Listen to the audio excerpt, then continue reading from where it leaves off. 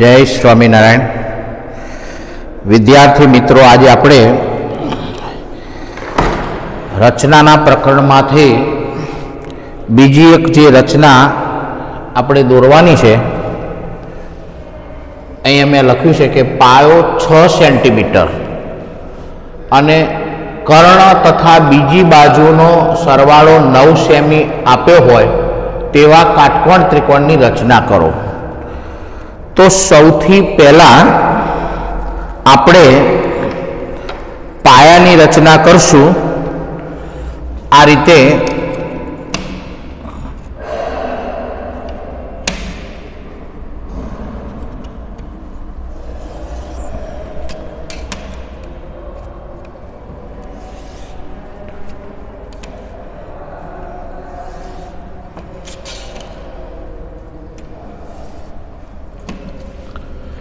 સૌથી પહેલા અહીંયા બી અને અહીંયા એક્સ કિરણ રચીશું.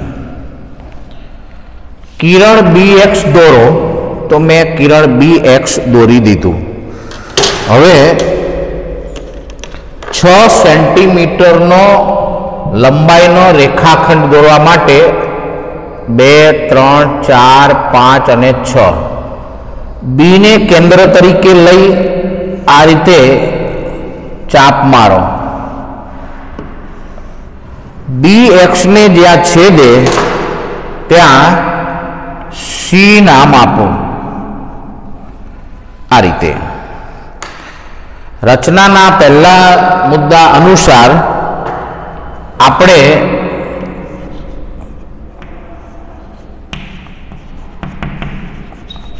બી એક્સ કિરણ દોર્યું. બીને કેન્દ્ર તરીકે લઈ 6 સેન્ટીમીટરનો ચાપ માર્યો. જ્યાં છેદે ત્યાં સી નામ આપો.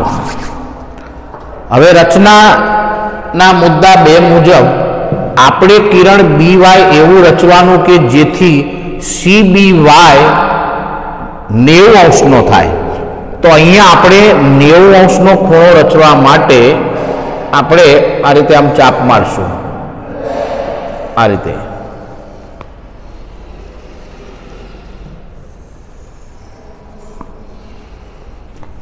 અહીંયાથી આ રીતે, અહીંયાથી આ રીતે,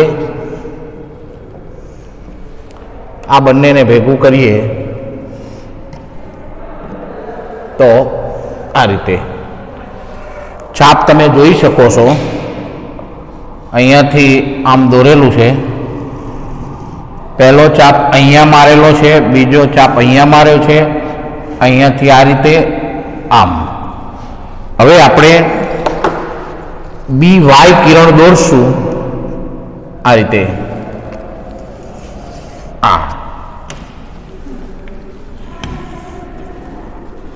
આ રીતે અહીંયા લખશું વાય. હવે બી ને કેન્દ્ર તરીકે લઈ 9 સેમી ત્રિજ્યાનો ચાપ દોરવાનો છે.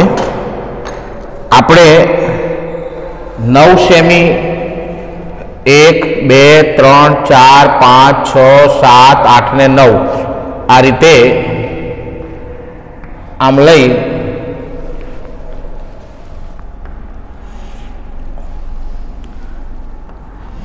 આ રીતે આને થોડું લંબાઈ દઈએ.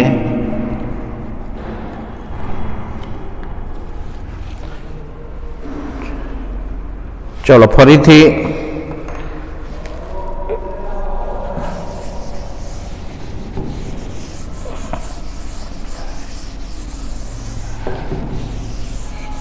રચના ફરીથી દોરું છું બોર્ડ ઉપર. જો આ રીતે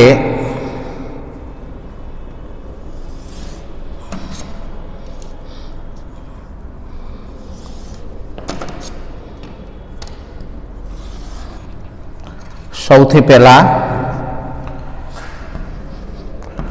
આ બી કેન્દ્ર, અહીંયા એક્સ, ત્યાર પછી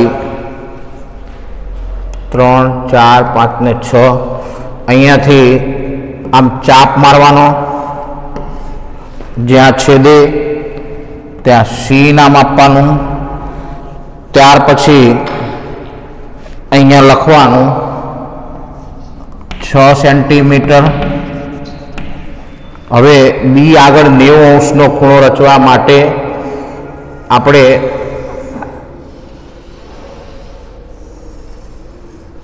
અહીંયાથી ચાપ આ રીતે મારશું, અહીંયાથી ચાપ આ રીતે મારશું, આ રીતે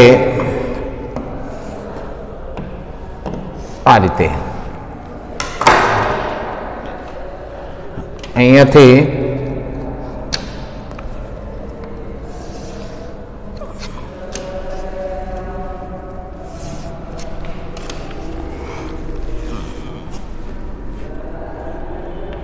બી વાય. હવે 9 સેન્ટીમીટર આપણે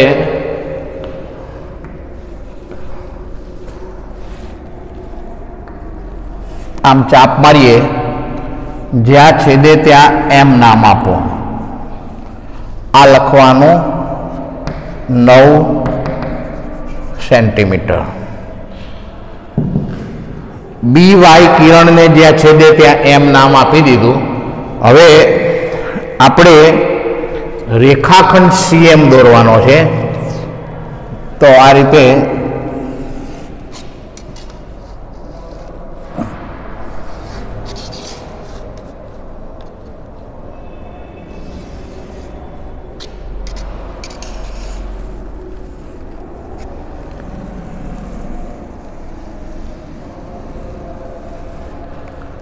રેખાખંડ સીએમ દોરો.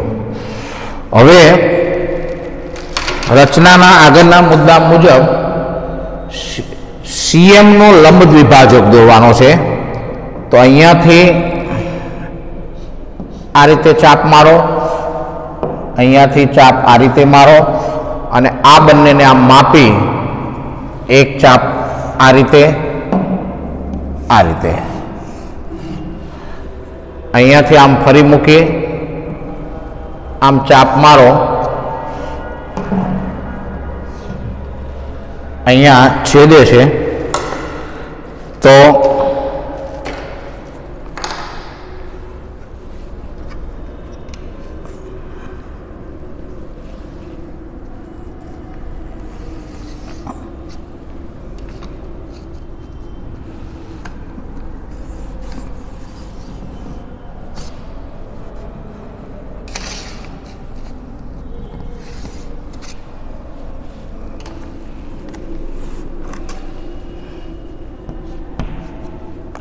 અહીંયા જ્યાં છેદે ત્યાં એ નામ આપો. અહીંયા લખ્યું છે સીએમ નો લંબ દ્વિભાજક દોરો, જે બીએમ ને જ્યાં છેદે ત્યાં એ નામ આપો.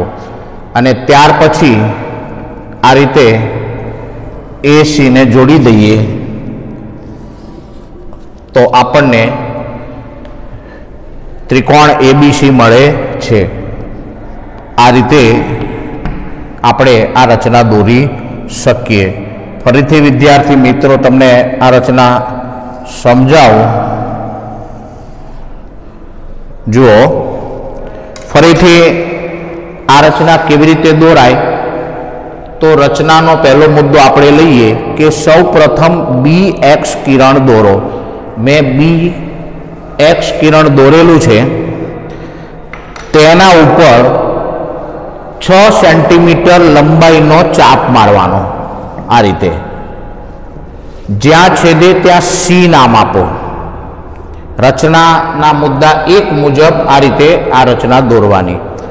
હવે બી કેન્દ્ર આગળ 90 અંશનો ખૂણો રચવા માટે આપણે અહીંથી આમ દોરી, અહીંયાથી આમ ચાપ મારશું, અહીંયાથી આમ ચાપ, આ બંનેથી અહીંયા જોઈ શકો છો તમે આમ ચાપ મારેલો છે આ રીતે.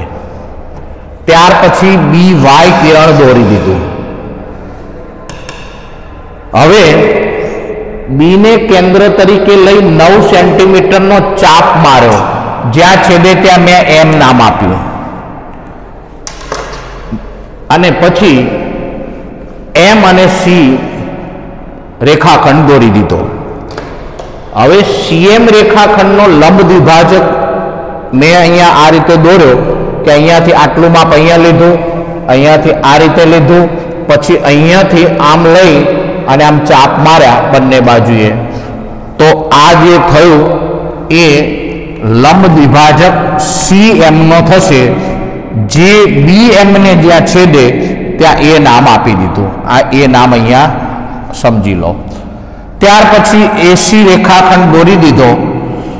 તો આ રીતે આપણને અહીંયા આપ્યા મુજબ પાયો 6 સેન્ટીમીટર,